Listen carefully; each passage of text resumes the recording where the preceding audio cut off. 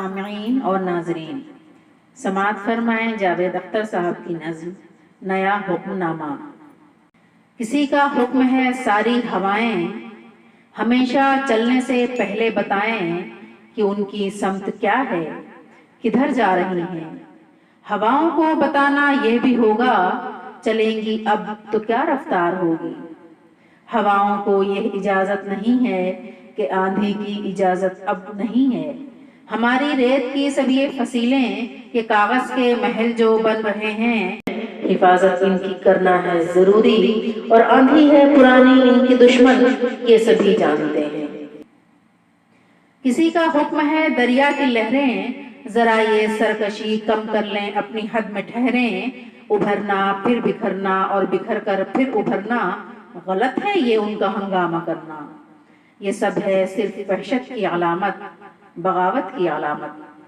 بغاوت تو نہیں برداشت ہوگی، یہ وحشت تو نہیں برداشت ہوگی۔ اگر لہروں کو ہے دریا میں رہنا، تو ان کو ہوگا اب چپ چاپ بہنا۔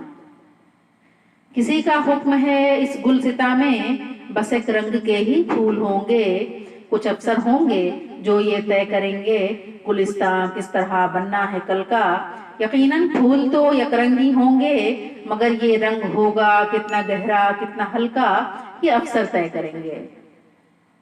کسی کو یہ کوئی کیسے بتائے، گلستاں میں کہیں بھی پھول یک رنگی نہیں ہوتے، کبھی ہو ہی نہیں سکتے۔ کہ ہر ایک رنگ میں چھپ کر بہت سے رنگ رہتے ہیں۔